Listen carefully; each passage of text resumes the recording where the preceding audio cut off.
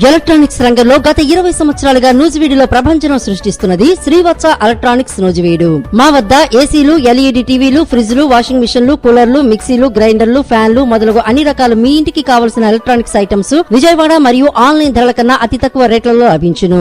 Airtel, DTH, Airtel, Jio, air fibre net authorised dealer. అన్ని కంపెనీల టీవీలకు, ఏసీలకు రిమోట్లు లభించును. సులభ వాయిదాల పద్ధతిలో ఈఎంఐ సౌకర్యం కలదు. విచ్చేయండి శ్రీవత్స ఎలక్ట్రానిక్స్, పొట్టి శ్రీరాములు బొమ్మ centre, main road, Nuzvid.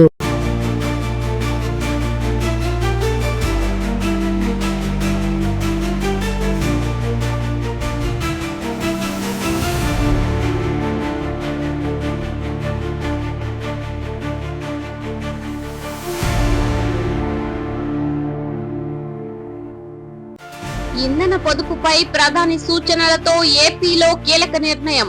CM Chandrababu, deputy CM Pawan Kalyan క్యాన్వాలపై ఆదేశాలు. క్యాన్వాయ్ వాహనాలను సగానికి తగ్గించాలని అధికారులకు సూచనలు. దేశవ్యాప్తంగా ఇంధన పొదుపుపై చర్చ జరుగుతున్న నేపథ్యంలో ఆంధ్రప్రదేశ్ ప్రభుత్వం కీలక నిర్ణయం తీసుకున్నట్లు సమాచారం. ప్రధాని నరేంద్ర మోదీ చేసిన ఇంధన పొదుపు సూచనల నేపథ్యంలో ముఖ్యమంత్రి చంద్రబాబు, డిప్యూటీ సీఎం పవన్ కళ్యాణ్ ముఖ్యమైన నిర్ణయాలు తీసుకున్నట్లు తెలుస్తోంది. అధికారుల క్యాన్వాయలలో వాహనాల సంఖ్యను సగానికి తగ్గించాలని ఆదేశాలు జారీ చేసినట్లు సమాచారం. ఈ నిర్ణయం ఇప్పుడు రాష్ట్ర రాజకీయాల్లో, పరిపాలనా వర్గాల్లో ప్రధాన చర్చగా మారింది. పెరుగుతున్న ఇంధన వినియోగం, ప్రభుత్వ ఖర్చులను తగ్గించేందుకు ఈ నిర్ణయం ఉపయోగపడుతుందని అధికారులు భావిస్తున్నట్లు తెలుస్తోంది.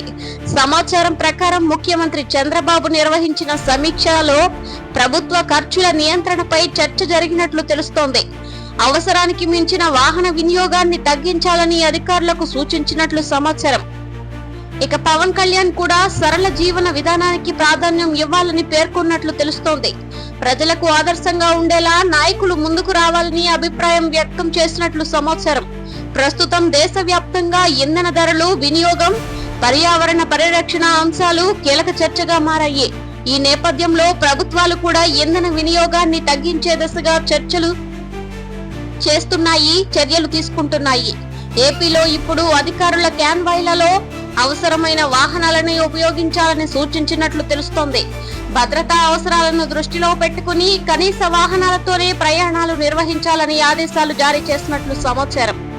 రాజకీయ విశ్లేషకులు చెబుతున్న దాని ప్రకారం ప్రజల ముందు ప్రభుత్వ నాయకత్వం ఆదర్శంగా నిలవాలనే ఉద్దేశంతో ఈ నిర్ణయం తీసుకున్నట్లు కనిపిస్తోంది. ఇక ప్రభుత్వ శాఖల్లో కూడా విద్యుత్, ఇంధనం వినియోగంపై ప్రత్యేక మార్గదర్శకాలు జారీ చేసే అవకాశాలు కనిపిస్తున్నాయి. అవసరం లేని విద్యుత్ వినియోగాన్ని తగ్గించాలని అధికారులు భావిస్తున్నట్లు సమాచారం. ప్రస్తుతం రాష్ట్రంలో పరిపాలనా సంస్కరణలపై ప్రభుత్వం ప్రత్యేక దృష్టి పెట్టినట్లు తెలుస్తోంది. ఖర్చు తగ్గింపు, సమర్థవంతమైన పాలన, డిజిటల్ విధానాల అమలుపై చర్చలు కొనసాగుతున్నాయని సమాచారం. ఇక ప్రజల్లో కూడా నిర్ణయంపై చర్చ జరుగుతోంది. కొందరు ప్రజలు ప్రభుత్వ ఖర్చులను తగ్గించే ప్రయత్నాలు స్వాగతిస్తున్నారు. అధికారుల క్యాన్వాయ్లలో పెద్ద సంఖ్యలో వాహనాలు ఉండడం వల్ల ట్రాఫిక్ సమస్యలు కూడా ఏర్పడుతున్నాయని కొందరు అభిప్రాయం వ్యక్తం చేస్తున్నారు. ఇప్పుడు వాహనాల సంఖ్య తగ్గితే ప్రజలకు కొంత ఉపశమనం లభించే అవకాశం ఉందని చెబుతున్నారు. ఇక పర్యావరణ నిపుణులు కూడా ఈ నిర్ణయాన్ని స్వాగతిస్తున్నారు. ఇంధన వినియోగం తగ్గితే కాలుష్యం కూడా కొంతవరకు తగ్గుతుందని పేర్కొంటున్నారు. ప్రస్తుతం ప్రపంచవ్యాప్తంగా గ్రీన్ ఎనర్జీ, ఇంధన పొదుపు, కార్బన్ ఉద్గారాల తగ్గింపు అంశాలపై ప్రభుత్వాలు దృష్టి పెడుతున్నాయి. అదే దిశగా రాష్ట్ర ప్రభుత్వం కూడా చర్యలు ప్రారంభించినట్లు తెలుస్తోంది. సమాచారం ప్రకారం మొదట ముఖ్య నాయకులు, ఉన్నతాధికారుల క్యాన్వాయ్లలో ఈ మార్పులు అమలు చేసే అవకాశాలు ఉన్నాయి. తరువాత ఇతర విభాగాలకు కూడా విస్తరించే అవకాశాలు కనిపిస్తున్నాయి. ఇక ప్రభుత్వ శాఖలకు సంబంధించిన వాహన వినియోగంపై ప్రత్యేక సమీక్షలు నిర్వహించనున్నట్లు సమాచారం. అవసరం లేని ప్రయాణాలను తగ్గించాలని సూచించే అవకాశాలు ఉన్నాయి. రాష్ట్ర ప్రభుత్వం ఇటీవలి పరిపాలనలో ఆధునిక విధానాలను తీసుకువస్తున్నట్లు తెలుస్తోంది. డిజిటల్ సమావేశాలు, వీడియో కాన్ఫరెన్స్ల ద్వారా అధికారిక కార్యక్రమాలు నిర్వహించాలని ప్రోత్సహిస్తున్నట్లు సమాచారం. ఇక యువత కూడా ఈ నిర్ణయంపై ఆసక్తి వ్యక్తం చేస్తోంది. పర్యావరణ పరిరక్షణలో భాగంగా ఇంధన పొదుపు చాలా అవసరమని చెబుతున్నారు. పవన్ కళ్యాణ్ అభిమానులను కూడా ఈ నిర్ణయాన్ని సోషల్ మీడియాలో స్వాగతిస్తున్నట్లు సమాచారం. సరళతకు ప్రాధాన్యం ఇవ్వడం మంచి విషయమని పోస్టులు పెడుతున్నారు. ఇక ప్రభుత్వ ఉద్యోగుల్లో కూడా ఈ అంశంపై చర్చ జరుగుతోంది. ప్రభుత్వ ఖర్చులను తగ్గించడం వల్ల ప్రజాధనం ఆదా అవుతుందని కొందరు అభిప్రాయం వ్యక్తం చేస్తున్నారు. రాజకీయంగా చూస్తే ఈ నిర్ణయం ప్రజల్లో సానుకూల చర్చకు దారితీసే అవకాశాలు కనిపిస్తున్నాయి. ప్రజల డబ్బు ఆదా చేయడంపై ప్రభుత్వం దృష్టి పెట్టిందనే భావన కలిగించే అవకాశాలు ఉన్నాయి. ఇక అధికారులు చెబుతున్న దాని ప్రకారం భద్రతా ప్రమాణాల్లో ఎలాంటి మార్పులు ఉండవని, అవసరమైన భద్రత కొనసాగుతూనే వాహనాలు వినియోగాన్ని తగ్గించే చర్యలు తీసుకుంటామని పేర్కొన్నారు. ప్రస్తుతం రాష్ట్రంలో సౌర విద్యుత్ వినియోగం, విద్యుత్ పొదుపు, డిజిటల్ పరిపాలన వంటి అంశాలపై కూడా ప్రభుత్వం దృష్టి పెట్టినట్లు సమాచారం. ఇక గ్రామీణ ప్రాంతాల్లో ప్రజలు కూడా ఈ నిర్ణయంపై చర్చిస్తున్నారు. నాయకులు ఆదర్శంగా ఉంటే ప్రజలు కూడా ఇంధన పొదుపుపై అవగాహన పెంచుకుంటారని కొందరు చెబుతున్నారు. ప్రభుత్వ ఖర్చుల నియంత్రణపై మరిన్ని నిర్ణయాలు వచ్చే అవకాశాలు ఉన్నాయని పరిపాలనా వర్గాల్లో చర్చ జరుగుతోంది. ఇక రవాణా శాఖ అధికారులు కూడా ప్రభుత్వ వాహనాల వినియోగంపై కొత్త మార్గదర్శకాలు సిద్ధం చేస్తున్నట్లు సమాచారం. రాజకీయ విశ్లేషకులు చెబుతున్న దాని ప్రకారం సాధారణ ప్రజలకు దగ్గరగా ఉండేలా నాయకత్వ నిర్ణయాలు తీసుకోవడం రాజకీయంగా కూడా ప్రభావం చూపే అవకాశాలు ఉంటాయని, ఇంధన పొదుపు ఇప్పుడు కేవలం ఆర్థిక అంశం మాత్రమే కాకుండా పర్యావరణ పరిరక్షణలో కూడా కీలకంగా మారిందని నిపుణులు చెబుతున్నారు. ప్రస్తుతం ప్రభుత్వాలు ఖర్చు తగ్గించి సమర్థవంతమైన పాలన, పర్యావరణ పరిరక్షణ వంటి అంశాలను కలిపి ముందుకు తీసుకువెళ్లాలని విశ్లేషకులు పేర్కొంటున్నారు. క్యాన్వాయ్లలో వాహనాల తగ్గింపు, ఇంధన పొదుపు, ప్రజాధనం ఆదా, పర్యావరణ పరిరక్షణ ఇవన్నీ ఇప్పుడు ఆంధ్రప్రదేశ్ పరిపాలనలో కొత్త చర్చకు దారితీశాయి.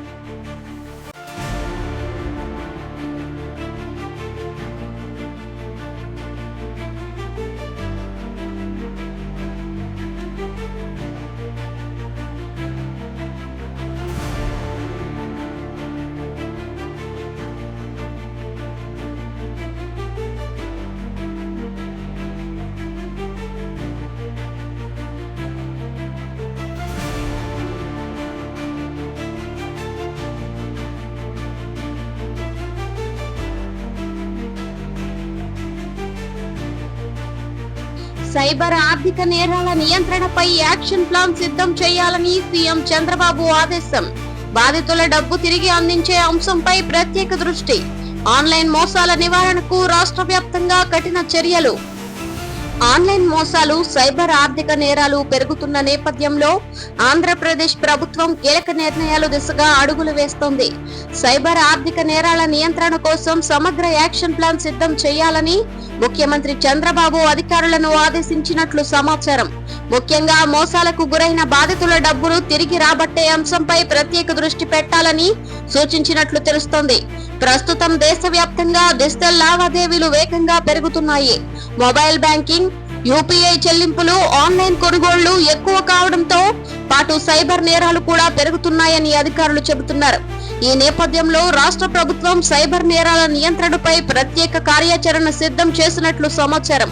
ముఖ్యంగా ప్రజలు మోసపోకుండా ముందస్తు అవగాహన కల్పించడంపై దృష్టి పెట్టాలని సీఎం సూచించినట్లు తెలుస్తోంది. సమాచారం ప్రకారం జరిగిన సమీక్ష సమావేశంలో సైబర్ నేరాలపై పోలీస్ శాఖ అధికారులు వివరాలు అందించినట్లు తెలుస్తోంది. ఆన్లైన్ మోసాల వల్ల అనేక మంది ప్రజలు డబ్బు కోల్పోతున్నారని అధికారులు పేర్కొంటున్నారు. ఇక బాధితుల డబ్బు వీలైనంత త్వరగా ఫ్రీజ్ చేసి తిరిగి అందించే విధానాలపై ప్రత్యేక చర్చ జరగనున్నట్లు తెలుస్తోంది. బ్యాంకులు, సైబర్ క్రైమ్ విభాగాల మధ్య సమన్వయం పెంచాలని సీఎం సూచించారు. ప్రస్తుతం సైబర్ మోసగాళ్లు కొత్త పద్ధతులను ఉపయోగిస్తున్నారని అధికారులు చెబుతున్నారు. ఫేక్ కాల్స్, లింక్స్, నకిలీ యాప్లు, బ్యాంక్ పేర్లతో మోసాలు పెరుగుతున్నాయని పేర్కొన్నారు. ఇక గ్రామీణ ప్రాంతాల్లో కూడా ఆన్లైన్ మోసాలు పెరుగుతున్నాయని సమాచారం. డిజిటల్ సేవలు పెరగడంతో ప్రజలు ఎక్కువగా మొబైల్ చెల్లింపులు ఉపయోగిస్తున్నారని అధికారులు చెబుతున్నారు.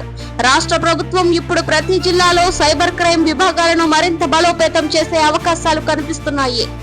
ఆధునిక సాంకేతిక పరికరాలు, శిక్షణ, ప్రత్యేక సిబ్బంది ఏర్పాటు చేసి సైబర్ నేరాలను అడ్డుకోవడానికి ప్రయత్నిస్తున్నారు.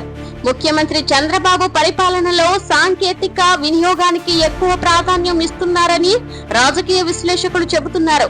అదే సమయంలో సైబర్ భద్రతపై కూడా దృష్టి పెడుతున్నట్లు పేర్కొన్నారు. ఇక ప్రజల్లో అవగాహన కల్పించేందుకు ప్రత్యేక ప్రచార కార్యక్రమాలు నిర్వహించే అవకాశాలు ఉన్నాయి. బ్యాంక్ ఓటీపీలు, పాస్వర్డ్లు, వ్యక్తిగత సమాచారం ఎవరికీ చెప్పవద్దని ప్రజలకు తెలియజేసే కార్యక్రమాలు చేపడుతున్నట్లు తెలుస్తోంది. స్కూళ్లు, కళాశాలల్లో కూడా సైబర్ భద్రతపై అవగాహన కార్యక్రమాలు నిర్వహించాలని అధికారులు భావిస్తున్నట్లు సమాచారం. ఇక బ్యాంకింగ్ రంగం అధికారులు కూడా ప్రభుత్వ చర్యలను స్వాగతిస్తున్నట్లు తెలుస్తోంది. వేగంగా స్పందిస్తే బాధితుల డబ్బు కొంతవరకు తిరిగి వచ్చే అవకాశాలు ఉంటాయని చెబుతున్నారు. ప్రస్తుతం అనేక సైబర్ మోసాలు విదేశీ నెట్వర్క్ల ద్వారా కూడా జరుగుతున్నాయని అధికారులు చెబుతున్నారు. అందుకే కేంద్ర సంస్థలతో కూడా సమన్వయం అవసరమని పేర్కొంటున్నారు. ఇక యువతలో డిజిటల్ వినియోగం ఎక్కువగా ఉండడంతో వారిలో అవగాహన పెంచాల్సిన అవసరం ఉందని నిపుణులు చెబుతున్నారు. సైబర్ క్రైమ్ పోలీసులు ఆధునిక సాఫ్ట్వేర్, ట్రాకింగ్ వ్యవస్థలు అందించే అవకాశాలు కనిపిస్తున్నాయి. నేరాలను త్వరగా గుర్తించి చర్యలు తీసుకునే విధంగా వ్యవస్థను బలోపేతం చేయాలని ప్రభుత్వం భావిస్తోంది. ఇక ప్రజలు కూడా ప్రభుత్వ చర్యలపై ఆశాభావం వ్యక్తం చేస్తున్నారు. మోసపోయిన డబ్బు త్వరగా తిరిగి వస్తే ప్రజలకు నమ్మకం పెరుగుతుందని చెబుతున్నారు. రాష్ట్రంలో ఇప్పటికే సైబర్ నేరాలపై హెల్ప్ లైన్ సేవలు అందుబాటులో ఉన్నాయని అధికారులు గుర్తు చేస్తున్నారు. మోసానికి గురైన వెంటనే ఫిర్యాదు చేయాలని ప్రజలకు సూచిస్తున్నారు. ప్రస్తుతం సోషల్ మీడియా ద్వారా కూడా అనేక మోసాలు జరుగుతున్నాయని సమాచారం. నకిలీ ప్రకటనలు, ఉద్యోగాల పేరుతో మోసాలు, పెట్టుబడి స్కీమ్లు పెరుగుతున్నాయని అధికారులు హెచ్చరిస్తున్నారు. రాష్ట్ర ప్రభుత్వం ఇప్పుడు సైబర్ నేరాలపై ప్రత్యేక డేటాబేస్ ఏర్పాటు చేసే అవకాశాలు కనిపిస్తున్నాయి. మోసగాళ్ల వివరాలను త్వరగా గుర్తించేందుకు ఇది ఉపయోగపడుతుందని సమాచారం. ఇక మహిళలు, వృద్ధులు ఎక్కువగా మోసాలకు గురవుతున్నారని అధికారులు చెబుతున్నారు. అందుకే ప్రత్యేక అవగాహన కార్యక్రమాలు నిర్వహించాలని భావిస్తున్నట్లు తెలుస్తోంది. రాజకీయ విశ్లేషకులు చెబుతున్న దాని ప్రకారం డిజిటల్ యుగంలో సైబర్ భద్రత ఇప్పుడు ప్రభుత్వాలకు పెద్ద సవాలుగా మారింది. ఇక ఐటీ నిపుణులు కూడా ప్రభుత్వ చర్యలను స్వాగతిస్తున్నారు. సాంకేతిక పరిజ్ఞానంతోనే సైబర్ నేరాలను ఎదుర్కోవచ్చని పేర్కొంటున్నారు. సమాచారం ప్రకారం పోలీస్ శాఖకు ప్రత్యేక శిక్షణ కార్యక్రమాలు నిర్వహించే అవకాశాలు ఉన్నాయి. కొత్త రకాల మోసాలను గుర్తించే విధానాలపై శిక్షణ ఇవ్వనున్నట్లు తెలుస్తోంది. ఇక విద్యార్థులు కూడా సైబర్ భద్రతపై అవగాహన పెంచుకోవాల్సిన అవసరం ఉందని నిపుణులు చెబుతున్నారు. తెలియని లింకులు ఓపెన్ చేయకూడదని సూచిస్తున్నారు. రాష్ట్ర ప్రభుత్వం డిజిటల్ పరిపాలనను బలోపేతం చేస్తూనే భద్రతాపరమైన అంశాలపై కూడా సమానంగా దృష్టి పెడుతోందని సమాచారం. ఇక వ్యాపార వర్గాలు కూడా సైబర్ భద్రత చాలా ముఖ్యమని చెబుతున్నాయి. ఆన్లైన్ లావాదేవీల భద్రత వల్లే డిజిటల్ ఆర్థిక వ్యవస్థ బలపడుతోందని పేర్కొంటున్నారు. సైబర్ నేరాల నియంత్రణ, బాధితుల డబ్బు తిరిగి అందించే చర్యలు, ఆధునిక సాంకేతిక వ్యవస్థలు, ప్రజల్లో అవగాహన ఇవన్నీ ఇప్పుడు ఆంధ్రప్రదేశ్ పరిపాలనలో ప్రధాన చర్చగా మారాయి.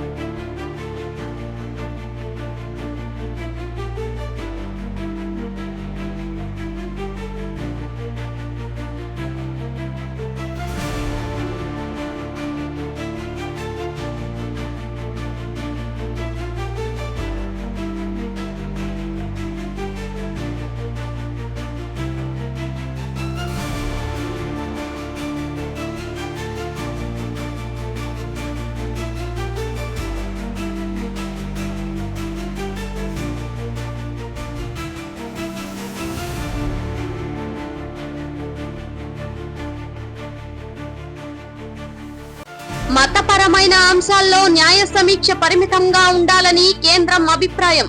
కొన్ని విషయాలను చట్టసభలకే వదిలేయాలని సుప్రీంకోర్టుకు నివేదన. దేశంలో మతపరమైన అంశాలకు సంబంధించిన కీలక చర్చ ఇప్పుడు న్యాయం మరియు రాజకీయ వర్గాల్లో ప్రాధాన్యం సంతరించుకుంది. మతపరమైన అంశాల్లో న్యాయ సమీక్ష పరిమితంగా ఉండాలని కేంద్ర ప్రభుత్వం సుప్రీంకోర్టుకు తెలిపినట్లు సమాచారం.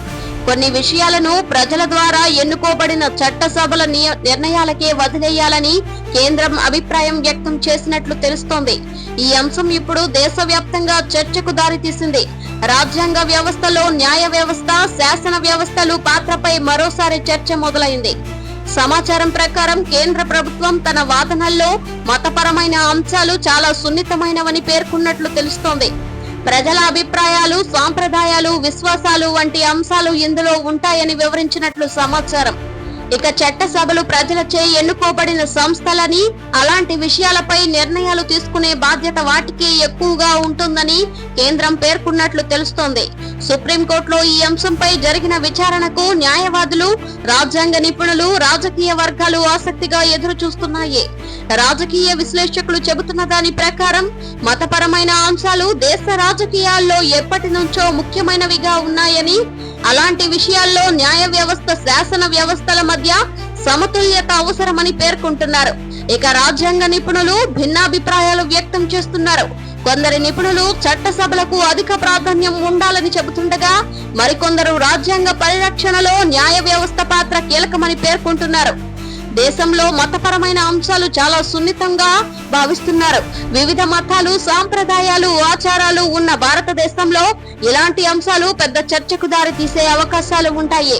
ఇక కేంద్రం చేసిన ఈ వివాదాలు రాజకీయంగా కూడా ప్రాధాన్యం సంతరించుకున్నాయి.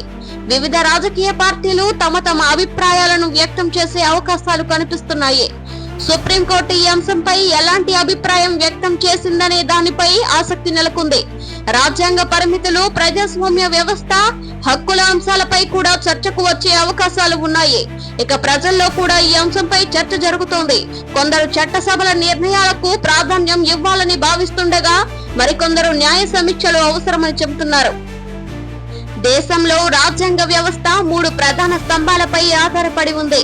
శాసన వ్యవస్థ, కార్యనిర్వహణ వ్యవస్థ, న్యాయ వ్యవస్థ పరస్పర సమతుల్యతలతో పనిచేయాలని నిపుణులు చెబుతున్నారు. ఇక న్యాయవాదులు చెబుతున్న దాని ప్రకారం ప్రతి అంశాన్ని రాజ్యాంగ పరిధిలోనే పరిశీలించాల్సిన అవసరం ఉంటుందని, ప్రజల హక్కులు కూడా ముఖ్యమని పేర్కొంటున్నారు. సమాచారం ప్రకారం కేంద్ర ప్రభుత్వం కొన్ని అంశాల్లో ప్రజాప్రతినిధుల నిర్ణయాలకు గౌరవం ఇవ్వాల్సిన అవసరం ఉందని సుప్రీంకోర్టుకు వివరించినట్లు తెలుస్తోంది. ఇక మతపరమైన వ్యవహారాల్లో చట్టసభలు తీసుకునే నిర్ణయాలు ప్రజల అభిప్రాయాలను ప్రతిబింబిస్తాయని కేంద్రం అభిప్రాయం వ్యక్తం చేసినట్లు తెలుస్తోంది. రాజకీయ విశ్లేషకులు చెబుతున్న దాని ప్రకారం ఈ అంశం భవిష్యత్తులో మరిన్ని చర్చలకు దారి తీసే అవకాశాలు ఉన్నాయని, ఇక దేశవ్యాప్తంగా మీడియా సంస్థలు కూడా ఈ కేసుపై ప్రత్యేక దృష్టి పెట్టాయి. న్యాయపరమైన అంశాలపై విశ్లేషణలు కొనసాగుతున్నాయి. సుప్రీంకోర్టు గతంలో ఇచ్చిన కొన్ని తీర్పులు కూడా ఇప్పుడు చర్చకు వస్తున్నాయి. మతపరమైన అంశాలపై కోర్టులు ఎలా స్పందిస్తున్నాయన్న దానిపై నిపుణులు చర్చిస్తున్నారు. ఇక యువతలో కూడా రాజ్యాంగ వ్యవస్థపై ఆసక్తి పెరుగుతున్నట్లు కనిపిస్తోంది. సోషల్ మీడియాలో ఈ అంశంపై పెద్ద ఎత్తున చర్చ జరుగుతోంది. కొంతమంది నిపుణులు ప్రజాస్వామ్యంలో చట్టసభల పాత్ర అత్యంత ముఖ్యమని చెబుతున్నారు. ప్రజల అభిప్రాయాలను ప్రతిబింబించే వేదికలే శాసనసభలని పేర్కొంటున్నాయి. మరికొందరు నిపుణులు మాత్రం రాజ్యాంగ హక్కుల పరిరక్షణలో న్యాయ వ్యవస్థ కీలకమని చెబుతున్నారు. ప్రతి నిర్ణయం రాజ్యాంగానికి అనుగుణంగా ఉండాలని సూచిస్తున్నారు. ఇక రాజకీయ పార్టీలు కూడా ఈ అంశాలని జాగ్రత్తగా గమనిస్తున్నాయి. భవిష్యత్ రాజకీయ చర్చల్లో ఇది ప్రధాన అంశంగా మారే అవకాశాలు కనిపిస్తున్నాయి. సుప్రీంకోర్టు విచారణ తరువాత కేంద్రం ఇతర వర్గాల స్పందనలను ఎలా ఉంటున్నాయన్న దానిపై ఆసక్తి నెలకొంది. ప్రస్తుతం దేశంలో రాజ్యాంగ వ్యవస్థ, ప్రజాస్వామ్యం, హక్కులు, సాంప్రదాయాలు వంటి అంశాలపై విస్తృత చర్చ జరుగుతోంది. ఇక విద్యావేత్తలు కూడా ఈ అంశంపై అభిప్రాయాలు వ్యక్తం చేస్తున్నారు. రాజ్యాంగ విలువలు, ప్రజాస్వామ్య వ్యవస్థపై యువతకు అవగాహన పెరగాల్సిన అవసరం ఉందని చెబుతున్నారు. న్యాయం మరియు శాసన వ్యవస్థల మధ్య సమతుల్యత ప్రజాస్వామ్యానికి చాలా ముఖ్యమని నిపుణులు పేర్కొంటున్నారు. దేశ ప్రజలు మాత్రం శాంతి, సామరస్య వాతావరణం కొనసాగాలని కోరుకుంటున్నారు. అన్ని నిర్ణయాలు రాజ్యాంగ పరిమితిలోనే జరగాలని భావిస్తున్నారు. మతపరమైన అంశాలు, న్యాయ సమీక్ష, చట్టసభల పాత్ర, రాజ్యాంగ చర్చలు ఇవన్నీ ఇప్పుడు దేశవ్యాప్తంగా ప్రధాన చర్చగా మారాయి.